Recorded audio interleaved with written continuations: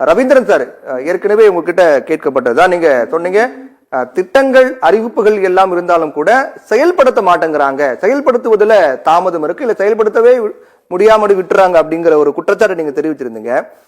துவரம் பருப்பு, மசூர் போன்ற பருப்பு வகைகளை உற்பத்தி அதிகரிக்க கூடுதல் கவனம் செலுத்தப்படும் அப்படிங்கிற அறிவிப்பு, அதே போன்று விளைபொருட்களுக்கான சேமிப்பு கிடங்கு இல்லை அப்படிங்கிற ஒரு குறையை போக்குவதற்காக அது சேமிப்பு கிடங்கு அதிகரிக்க நடவடிக்கை மேற்கொள்ளப்படும் அப்படிங்கிற அறிவிப்பு, சிறப்பான சாகுபடி தேவைக்கான விதைகளை நாடு முழுவதும் தடையின்றி வழங்க நடவடிக்கை எடுக்கப்படும் அப்படிங்கிற அறிவிப்பு.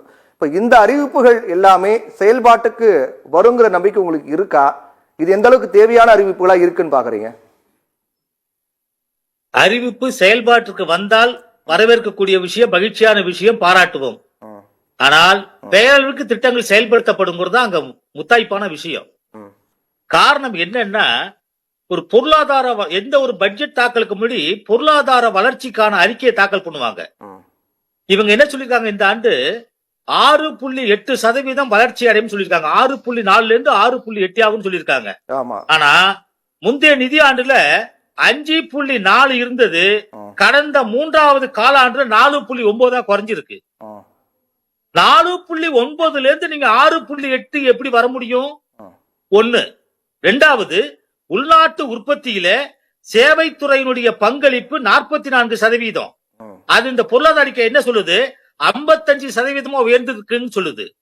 தொழில்துறையினுடைய பங்களிப்பு 34%, அது 6.2% வளர்ச்சி அடைந்திருக்குன்னு சொல்லுது. விவசாயத்தினுடைய பங்களிப்பு 21%, ஆனால் 18% குறைந்திருக்கிறது. இது எப்படி வளர்ச்சியாகும்? பொருளாதார ஆய்வறிக்கை சமர்ப்பிக்கும் போதே ஒத்துக்கிறாங்க இல்லையா? அந்த ஆய்வறிக்கையில் அவங்களே குறிப்பிட்டாங்க, ஒரு வளர்ச்சியடைந்த நாடாக வேண்டும் அப்படின்னு நினைக்கக்கூடிய ஒரு நாட்டுக்கு இந்த வளர்ச்சி என்பது போதுமானதாக இல்லைன்னு அவங்களே சொல்றாங்கல்ல சார். அதுதான் சார், நாங்க அதுதான் சொல்றோம். நீங்க ஒதுக்கீடு செய்த தொகையை முழுமையாக செலவழித்தீர்களா? திட்டம் கடைகோடி வரை சென்றடைந்ததா? திட்டம் செயலாக்கப்பட்டதா? திட்டம் வளர்ச்சி அடைந்ததா? வெற்றி பெற்றதா? வெற்றி பெற்றதனுடைய அளவுகோல் என்ன? அந்த தரவு இருக்கா உங்கள்கிட்ட? ஒண்ணும் இல்ல. கடந்த நிதியாண்டுல ஒரே ஒரு விஷயத்தை சொல்றேன். நிலைக்குழு அறிக்கையில ஒரு இலக்கு நிர்ணயிக்கிறாங்க. காடுகள் வளர்ப்பு, அதாவது காலநிலை மாற்றத்தை தடுப்பதற்காக காடுகள் வளர்ப்புக்கான இலக்கு நிர்ணயிப்பது 47% எட்ட வேண்டும். தோட்டக்கலை 41% உயர்த்த வேண்டும். மண்ணின் ஈரப்பத மேம்பாட்டை 26% இலக்கு நிர்ணயித்து அடைய வேண்டும். அறுவடை செய்த பொருட்களை பாதுகாப்பதற்கு 31% அடிப்படை கட்டமைப்புகள் உருவாக்கப்பட வேண்டும். இது நிலைக்குழுவின் அறிக்கையினுடைய எதிர்கால திட்டத்திற்கான வரையறை. ஆனா 50% கூட நீங்க எதையுமே எட்டலையே. அது நிலைக்குழு தானே சுட்டி காட்டி இருக்கு. நாங்களா தரவுகள் இல்லாம பேசவே இல்லை. பாராளுமன்றத்தில் நீங்க என்ன பேசினீங்களோ அதற்காக தாக்கல் செய்த பட்ஜெட்டை பாராளுமன்ற நிலைக்குழு இலக்கு நிர்ணயித்திருக்கிறது. அந்த இலக்கை கூட உங்களை எட்ட முடியவில்லை என்றால் நீங்கள் நிர்வாக திறமை உள்ள ஆட்சியாளர்களா? திறம்பட ஆட்சி நிதியை செலவழிக்கிறீர்களா? உற்பத்தி மேல் உங்களுக்கு அக்கறை இருக்கிறதா? விவசாயிகளுடைய வளர்ச்சியிலே உங்களுடைய பங்களிப்பு இருக்கிறதா? நான் கேட்கறது கேள்வி அதுதான். 21% இருந்த விவசாயத்துடைய உள்நாட்டு வளர்ச்சி என்பது 18% குறைந்திருப்பதற்கு ஆச்சரியப்பட வேண்டும், வெட்கப்பட வேண்டுமா, வேதனைப்பட வேண்டுமா? சொல்லுங்க. சரி, ஓகே ஓகே. நீங்க கொரோனா காலத்துல எல்லாமே முடங்கியது. விவசாயம் ஒன்றுதான் வாழ வைத்தது. நீங்க அதற்கான வாய்ப்பு என்ன பண்ணிருக்கீங்க? சரி, இப்ப நீங்க சொன்னீங்க, அதாவது mission for pulses, mission for technology cotton அப்படிலாம் சொல்லிருக்கீங்க. ஃபுட் சேஃப்டி மிஷன் என்ன சார் ஆச்சு?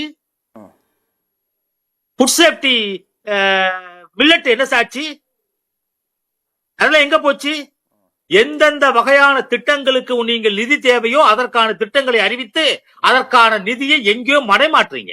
சரி, ஓகே. நீங்க இதுக்காகவே நீங்க என்ன பண்ணிருக்கீங்க இந்த வருஷம்? நீங்க உரத்துக்கான மானியமே நீங்க குறிப்பிடவே இல்லை பட்ஜெட்ல. அதான் சொல்றேன், அதாவது உரத்திற்கான மானியத்தை நீங்க குறிப்பிடவே இல்லை. காரணம் என்ன சொல்லுவீங்க? NPK, அதாவது சத்துக்கள் அடங்கிய உரத்திற்கு சேர்க்கப்படுகிற சத்துக்களின் அடிப்படையில் நாங்கள் விகிதாச்சார அடிப்படையில மானியம் கொடுப்போம். சரி, அந்த okay. மானியத்திற்கு எவ்வளவு நிதி தேவைப்படுகிறதோ அந்த நிதியை அமைச்சர்களுடைய கூட்டத்தை கூட்டி அதில் ஒப்புதல் பெற்று கொடுக்கப்படும் சொல்றீங்க. அந்த நிதி எங்களுக்காவது விவசாயிகளுக்கு பலன் உள்ளதா இருக்குமா? சரி, இப்ப இன்னொன்னு சொல்லிருக்கீங்க, எளிதில் அழுகக்கூடிய பொருட்களை எல்லாம் பாதுகாப்பதற்கும் ஒரு இடத்திலிருந்து மற்றொரு இடத்திற்கு விற்பனை செய்வதற்கு கொண்டு செல்வதற்கும் லாஜிஸ்டிக் மெத்தட் லாரி எல்லாம் கொண்டு வருவோம்னு சொல்றீங்க. இதை யார் செய்ய போறா? தனியார்கள் செய்ய போறாங்க. அப்ப தனியார்கள் முதலீடு போடுறாங்கன்னு சொன்னா அந்த தனியார்களுடைய முதலீட்டாளர்கள் லாப நோக்கத்துல இருப்பாங்களா, சேவை நோக்கத்துல இருப்பாங்களா? சேவை நோக்கம் இருக்காது, லாப நோக்கம் தான் அங்க இருக்கும். அப்போ விவசாயிகளுக்காக நீங்கள் ஒரு மிகப்பெரிய ஆர்ப்பாட்டமான ஒரு ஆர்ப்பரிப்புடன் கூடிய ஒரு மிகப்பெரிய கைத்தட்டலோடு கூடிய நீங்க தாக்கல் செய்த பட்ஜெட் எந்த வகையிலும் விவசாயியுடைய வாழ்வாதாரத்தை முன்னேற்றாது, விவசாயியுடைய வருமானத்தை உயர்த்தாது, விவசாயிகளை காப்பாற்றியாது. ஒரே ஒரு திருத்தம் சார், நீங்க காவிரி மேலாண்மை வாரியம் தான், வாரியம் அமைக்குன்னு கேட்டோம், ஆணையத்தை தான் அமைச்சிருக்காங்க, வாரியம் இல்ல. ஒண்ணு. ரெண்டாவது, எம்எஸ்பி பத்தி பேசிட்டு இருந்தோம். நீங்க எம்எஸ்பி குறைந்தபட்ச ஆறாள விலையை உயர்த்தி கொடுங்கன்னு கேட்கறது ஒரு பக்கம் கோரிக்கை. ஆனால் நாங்க இப்போதைக்கு கேட்கறது குறைந்தபட்ச ஆதார விலையை திட்டமாக செயல்படுத்துவதை சட்டமாக்குன்னு கேட்கிறோம். அத கூட நீங்க அறிவிக்கலையே, அது கூட தயாராக இல்லையே. இது விவசாயிகளை காப்பாற்ற முடியாத அரசு, விவசாயிகளை காப்பாற்றுவதற்கு தயார் இல்லாத அரசு. இந்த அரசினுடைய மத்திய பட்ஜெட் நிதிநிலை அறிக்கை என்பது விவசாயிகளை எந்த வகையிலும் காப்பாற்றாது என்பதுதான் உண்மையான கள நிலவரம் என்பதை பதிவு செய்கிறேன். நிகழ்ச்சியோட நிறைவு பகுதிக்கு வந்துட்டோம்.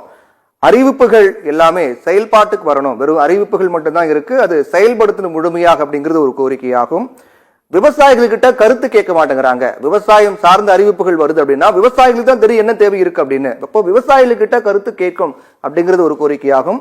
விவசாயிகளுக்காக கொடுக்கப்படக்கூடிய விவசாய பொருட்கள் அனைத்தும் முறையாக எல்லா விவசாயிகளுக்கும் சென்று சேருகிறதா என்பதை கண்காணிக்கணும் அப்படிங்கிறதும் கோரிக்கையாக இருக்கு. நிகழ்ச்சியில் கலந்து கொண்ட 3 பேருக்கும் மிக்க நன்றி.